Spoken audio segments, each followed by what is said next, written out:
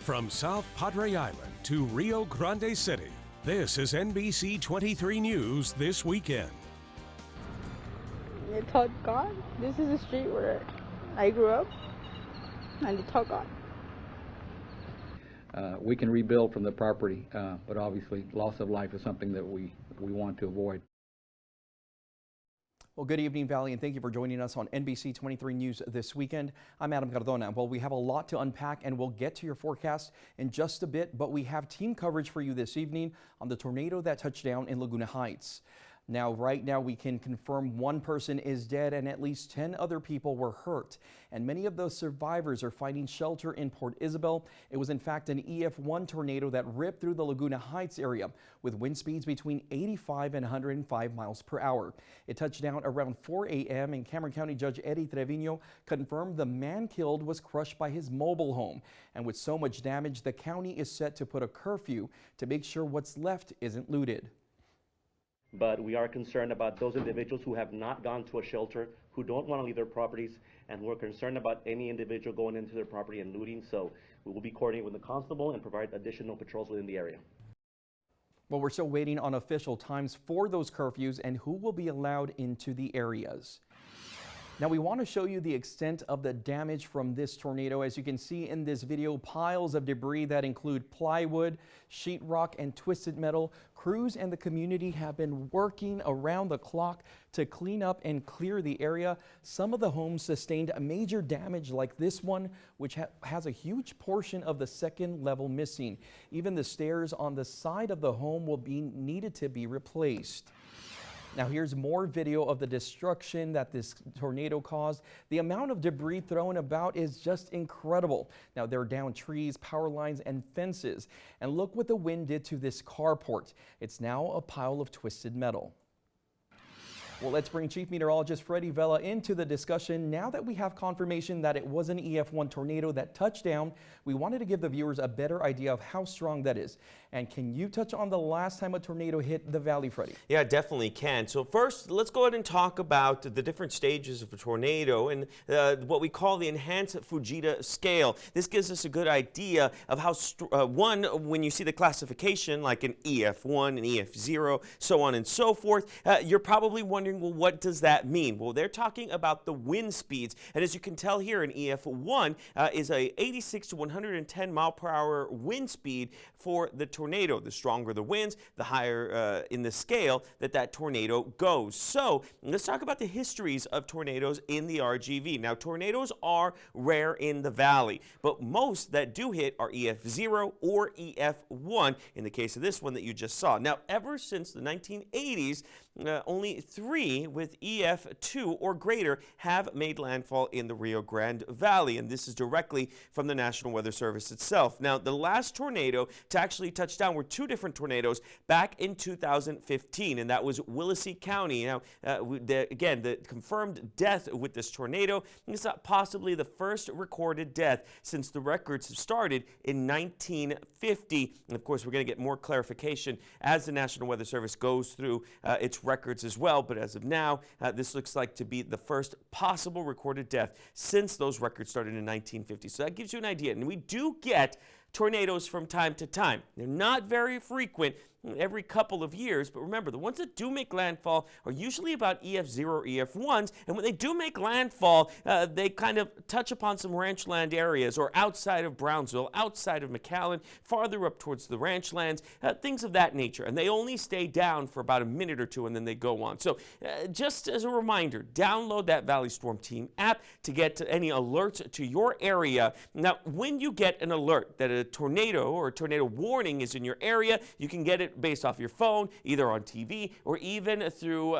weather radio. When you do take action, and what you want to do is actually find your way into an interior part of your home on the lowest level.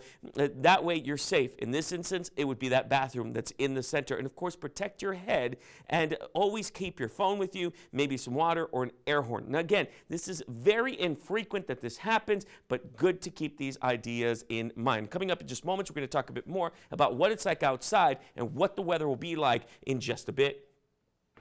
Thanks for that explanation and those tips. Now, Cameron County officials are asking residents to report any damages through the Severe Weather Self-Reporting Damage Survey. We have a link to the survey in this story on valleycentral.com. Now, once you click on that link, you can scan the QR code. Residents or businesses reporting damage should click on the ongoing severe weather and flooding event link and complete the survey and upload photos of the damages. And with so much destruction in just a few minutes, families are coming together at the Port Isabel Event Center. Derek Garcia continues our team coverage. Derek, what's happening there? Yeah, hey, good evening. This is the temporary shelter that we're at right now in Port Isabel, where people are able to get some clean clothes, fresh water, a meal. And I'm going to be joined right now with Valerie Bates. Valerie, there's a lot of emotions in this room right now. What's going through your mind right now? There are a lot of emotions in here. There's a lot of loss. Yeah. So folks are here because they've been completely displaced, have lost everything. Some of them, their homes are completely gone. So it's a very traumatic experience for a lot of these families here. And we do have other folks that were just displaced because they didn't have any place else to go to get out of the weather. So we have the spectrum, but it's still all loss.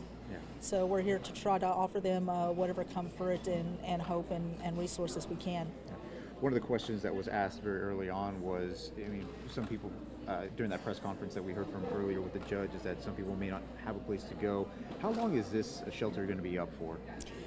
This is going to be open until people do not need it anymore. So we're here to serve the community and what they need in this event. We don't know how long that need is going to go on for. So here at the Port Isabel Event and Cultural Center, 309 East Railroad Avenue, it's open. They'll have proper cots brought in here. There's food and water, there's restrooms, there's electricity, air conditioning, so people can be as comfortable as they possibly can under very uncomfortable circumstances. And kindness is the big word right now. We've already saw people making donations. What are some of the ways that people can help out? We have a lot of our restaurants that were geared up for a very busy Mother's Day weekend that found that the Highway 100 was closed, hampered a lot of that traffic. And so they were prepared for one thing, but showed up with food this morning to feed everybody that was here, and that's continued throughout the day. So our local restaurants are really stepping in. As we go forward, the counties will be putting out information which we'll be connecting to. So we're not reinventing the wheel here. We're doing what we can to assist the county in their efforts to make sure that if somebody wants to donate something, we can find a place to put it. Yeah, there's definitely a lot of need that's going to be out there. There are going to be different ways and opportunities for you to help out in the community. We're going to have all those details up on valleycentral.com. But for now, reporting in Port Isabel, Derek Garcia. Send it back to you in the studio. Great to hear the community coming together. Thank you, Derek. Now we're monitoring power outages across the valley. Here's a look at the AEP outage map. Right now, there are about 700 customers without power in Hidalgo County, and over in Cameron County, there are about 200 customers still in the dark. Now, these totals include AEP and Magic Valley customers. Starr County has 178 outages, and Willacy County is not impacted. Estimated restoration times vary, but crews are working to get your lights back on as quickly as possible. Well, I'm now joined by Chief Meteorologist Freddie Vela, who has more on the current conditions. Freddie, what can we expect moving forward? Well, first off, it was a very, very scary evening, especially for those with the tornadoes. Obviously, our thoughts and prayers are out there for the families who had to deal with that. The other thing is that when the storms started, we weren't looking at so much severe weather as just a lot of rainfall and strong winds. Let's go and take a look at where we're at now with that high-resolution radar. Obviously, seeing much calmer conditions. All the activity now farther out towards the east. What does that mean for the next few hours? Well, all those storms that went through took their time, their sweet, sweet time moving through. Yeah, that used up a lot of the energy across the valley. And that's why we're at where we're at now, which is calmer conditions. Take a look. This is a live look out of our DHR Health Cam. Temperatures down into the 70s. Took a massive hit today with temperatures because of the cloud coverage, because of the rainfall, all coming through. We still have that aerial flood watch in effect for the entire RGV. And in fact, it has been extended out to 7 p.m. on Sunday for the entire valley because of the possibility of seeing some of that rain really pushing through. So what does that mean? What about the rest of the day today? And what about tomorrow? Well, we're left in the general thunderstorm category, which is kind of like a 0, if you will. If you put marginal at 1, slide at 2, enhanced at 3, and so on and so forth, we're at around that 0. So coming up in moments, we're going to talk a bit more, and I'm going to show you 2 different models, one that shows an active night and one that shows a much quieter night. Adam? Thank you. Well, continuing our team coverage, Brian Svensson has been in Laguna Heights since early this morning. He spoke with residents who were impacted. He joins us live now with more reaction. Brian, what can you tell us? The community is hurting right now, Adam, but they're banding together and they're determined to get through this. The last time we got a tornado warning, we were like, oh, it's not going to hit. Nothing happened. So we thought this time, oh, nothing's going to happen. So we just prepared for just rain, flooding. Residents say they prepare for hurricanes, but tornadoes are so rare in this area, they weren't convinced one would touch down in their neighborhood. I didn't believe it. I honestly didn't believe it. I was like, I said, no, there's no way. A representative from the National Weather Service says there was no time between the alerts being sent out and when the tornado struck. The current indication based on the warning time that we have is 0. So it went out at the same time the tornado was touching down. Several homes were destroyed, some even flattened to the ground. In this close-knit community, everyone knows everyone, and this tragedy hits close to home. I mean, it gets too emotional because we know these people, we know everybody. My husband, he grew up here. Many of the homes in the area that weren't destroyed suffered serious damage. There are also many animals that have been displaced by the tornado. Cameron County Judge Eddie Trevino says the county will work with local shelters and organizations to ensure pets also have somewhere to stay. The cleanup effort is already underway, and residents hope it won't be too long before they can pick up the pieces and return home. The Salvation Army and American Red Cross are here providing meals for those affected by the tornadoes. The organizations are located at Van Buren and Highway 100. Brian, thank you. And the severe weather is leading to a lot of cancellations of events. The graduation ceremony for UT-RGV was postponed. Now, the university has not announced a new date just yet. Other events across the RGV canceled or postponed include the City of Alamos Watermelon Festival. The event will now be combined with the city's annual 4th of July Freedom Bash. The Freedom Bash is scheduled for July 3rd. And the South Texas Blaze in the Brush motorcycle event is now set to take place on June 3rd. Now, for a full list of canceled or postponed events, head to our webpage, valleycentral.com. And here are a few more storm shots of the damage in Laguna Heights. We have a gallery on valleycentral.com that you can check out, and you can also stay up to speed on the weather in your area by downloading that Valley Storm Team app. It's a free download in the Google and Apple Play stores. Brain drain, how the constant connection to your cell phone can come at a cost. We'll have tips on disconnecting. That's coming up next after the break. Welcome back. Well, most of us wouldn't leave home without our cell phone, but that constant connection may come at a cost. Brain drain.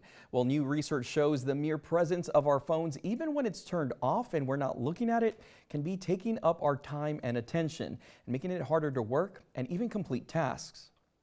We find that people are sort of unconsciously always attending to the possibility of their phone needing their attention, and the requirement to sort of override that impulse to check and see if you have a notification or sort of prevent yourself from being distracted. Well, researchers say the best thing to do is to carve time out of each day away from your phone. You can do this by setting it aside in a different room. We are taking a look at those rain chances tomorrow. Another chance of seeing a lot of rain. We're going to talk about this and the 2 different options that we could see here coming up.